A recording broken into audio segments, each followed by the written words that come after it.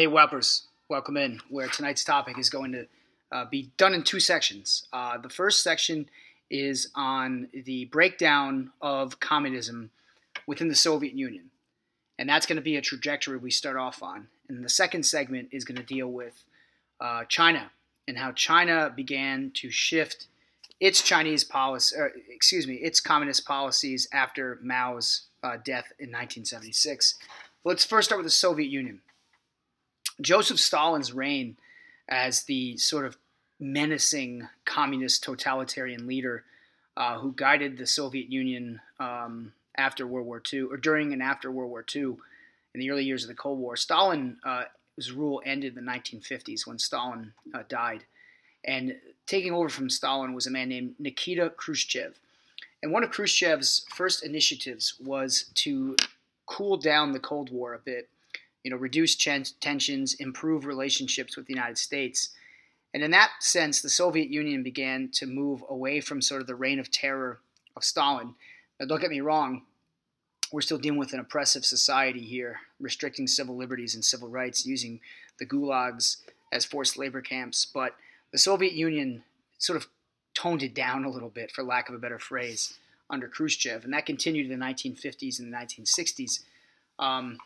When Khrushchev was in power. Khrushchev, of course, too, was the Soviet leader when the Cuban Missile Crisis happened, involving the United States and John F. Kennedy and Khrushchev, with threatening to put missiles in Cuba. So Khrushchev kind of steered the Soviet Union in a direction away from Stalin's Soviet Union. But ultimately, what I really want to focus on here is sort of the collapse of the Soviet Union. So we're jumping way ahead. And as we got into the 1970s and 1980s, the Soviet Union and the United States began to work and coexist more smoothly, especially in the wake of the growth of the nuclear arms race. Nuclear proliferation exploded as a theme in the Cold War. We talked about this in class.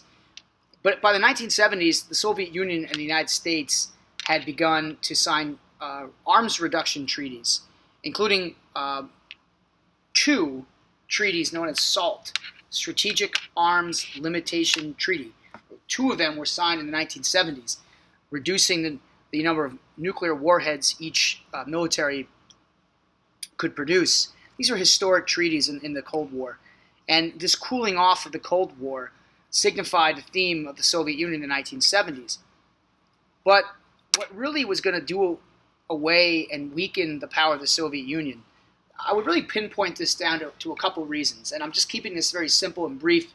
But make sure, as I talked about in class today, that you guys come in today or tomorrow with good questions to ask for clarification. So when we're looking at the end of the Soviet Union, the one thing we have to look at is the arms race. The Soviets burnt their economy to the ground, so to speak, because they found themselves in a head-on collision with the U.S. to build up their nuclear arms and to build up their weapons. In the heart of the Cold War, the Soviets just couldn't keep up. They just simply weren't producing enough, and they weren't selling enough in trade, and their economy was just, compared to the United States, quite weak. And the Soviets burnt out. Their economy just could not withhold the pressure of the Cold War. And so as their economy was dwindling, they just could not keep up. And the Soviet economy proved weak on the international market, and it was reduced to being able to trade and collaborate with other communist nations. So certainly the Soviet Union economy was hurt by the Cold War and the arms race. But politically, probably the moment that was the turning point that would lead to the demise of the Soviet Union was its invasion of Afghanistan in the late 1970s. And this would continue into the 1980s. A communist revolution broke out in Afghanistan. And within Afghanistan, a brutal civil war erupted between various tribal groups fighting against communism, and then Afghan communists that were looking to spread communism in the heart of Islam. The Islamists fought against, for the most part, communism. But the Soviet Union intervened in this war to try to help spread communism throughout Afghanistan. In a lot of ways, Afghanistan was to the Soviet Union what Vietnam was to the United States, except in Vietnam, the Americans were trying to stop the spread of communism, Whereas in Afghanistan, the United States was trying to, or sorry, the Soviet Union was trying to spread further communism. What wound up happening is the Soviet military, over a decade-long war, was dragged into a quagmire and ultimately suffered a humiliating and surprise defeat at the hands of the Soviet Islamists. I'm sorry, the Afghanistan Islamic groups, who received a lot of support from the United States.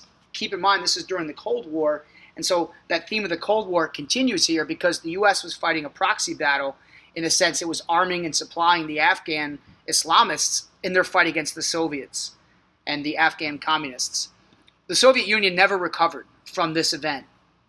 And as a result of the Soviet Union being defeated in Afghanistan, this triggered massive uprisings throughout the Soviet Union's empire. And we'll get to more on that later. But while Afghanistan was going on, it's really important that I bring to your attention two terms that are really important in terms of the breakdown of the Soviet Union. So while the Soviets are embroiled in a brutal war in Afghanistan, the Soviet Union's leader, their general secretary, meaning the head of the Communist Party, Mikhail Gorbachev, took over in 1985, the year I was born, actually. So about 33 years ago, this all happened. During Gorbachev's time as the head of the Soviet Union, Gorbachev promoted a policy known as glasnost, G-L-A-S-N-O-S-T, glasnost.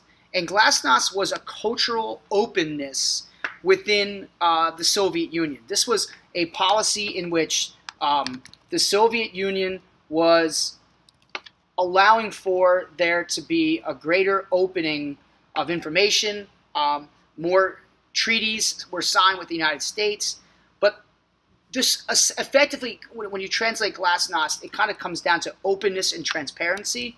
And so this was a tremendous increase in social and political and cultural openness. You know, films, music, and poetry and books, you know, being released and published. You know, gathering more information, disseminating more information. Glasnost was really stripping away at some of the secrecy that had always been associated within these communist governments, especially the Soviet Union. And that started under Gorbachev. Gorbachev also instituted an economic reform policy to shift the Soviet economy to becoming more capitalist in nature, and that was known as perestroika. Perestroika, that was the policy of shifting the economy to becoming a more capitalist-style economy. And perestroika is spelled P-E-R-E-S-T-O,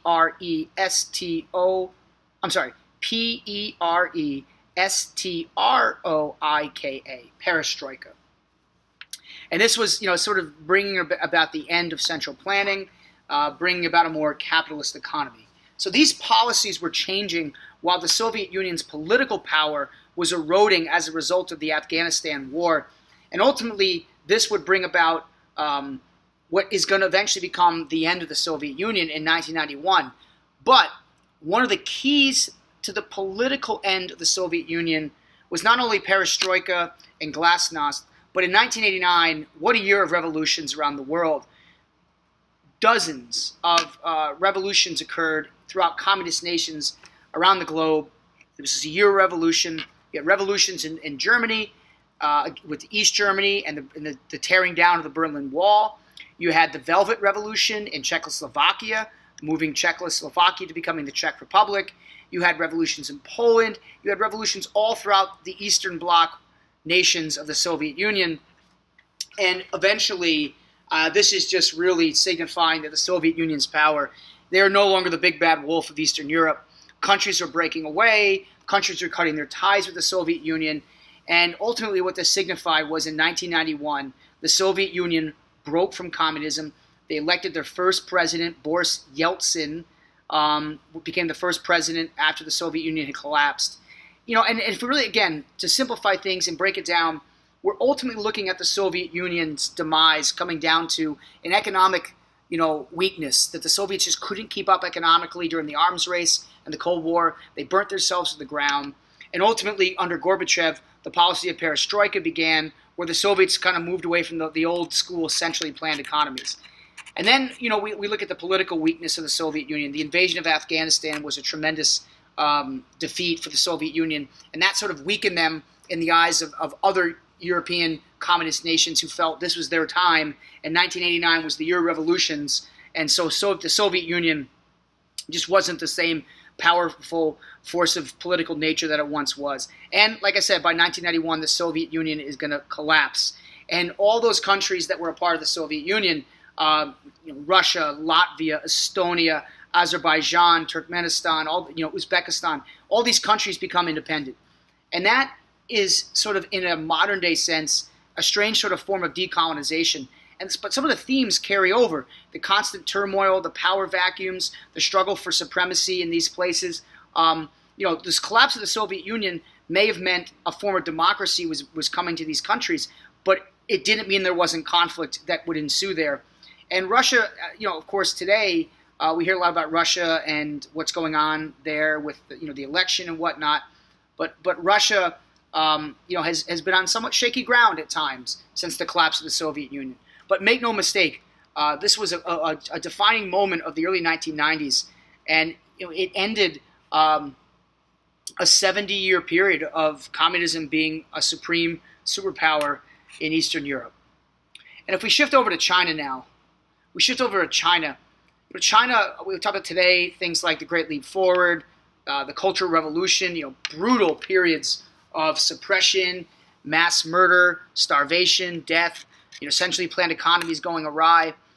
But Mao's death in 1976, that signified the end of the Cultural Revolution. What happened after Mao's death were a series of reforms within Chinese society. And these were instituted by sort of Mao's successor. And again, I'm probably going to butcher this guy's name, so we can go over it in class tomorrow. But his name was Deng Xiaoping, and we'll go over this guy's name tomorrow again. But Deng Xiaoping was one of the successors to Mao. And under Deng Xiaoping, the Chinese began to really open their society economically. Deng instituted numerous reforms to begin to bring China's economy to becoming much more capitalist by nature. In a lot of ways, this was the Chinese version of perestroika, what happened in the Soviet Union. And not only was China becoming more capitalist by nature, they were also opening up relationships with foreign countries such as the United States. In the 1970s, President Richard Nixon visited China. Nixon's visit was actually prompted by a friendly game of ping pong between the United States and the Chinese ping pong teams. And there's actually a term I taught in APUSH here called ping pong diplomacy, in which the United States and the Chinese, through ping pong, they were able to mitigate some of their economic and political tensions. But generally speaking, by the 1970s and into the 1980s, China's economy was starting to open up itself. And so the Chinese moved away from strict, centrally planned economies, just like the Russians did. And that's going to help China launch itself into the economic beast that China is today. The reforms under Deng Xiaoping and the progression of China's economy and their economic ties to a more capitalist-style economy no doubt paved the way for China and his great PSF. But fundamentally speaking, from a government and social standpoint, the Chinese remain a communist nation. And while the days of Mao's Cultural Revolution and re-educating through labor are sort of over, and prison camps, we don't see those as viciously as they once were used to suppress individual rights and civil liberties. China remains a repressed and suppressed country. Open communication, open free speech, free press, those concepts remain very difficult to achieve in China, even in 2018. So although China's economics have been reformed to embrace the West, to bring in more Western-style economics, and that's helped China become arguably the most powerful country economically in the world, right up there with the United States, in terms of economic power and economic might, the Chinese have unquestionably remained a communist government from that standpoint. So it's an interesting duality with China. And the turning point again was Mao's death, that opening up of China's economy to becoming more westernized. And I have some pictures that we'll look at tomorrow. But remember, our 3 sections tomorrow of class, we're going to focus on asking questions about the video. We're going to look over the multiple choices, and then we're going to talk about one of my last DBQ workshops of the year before the exam in a week or so. And then we'll keep wrapping up with the content as we go here Thursday, Friday, and into next week before the exam. So hope everybody got a good taste of what's going on here today. Again, write down, ask questions. We'll go over this all tomorrow. All right, everyone? Take care. And as always, remember, the past shapes the future. Have a good night.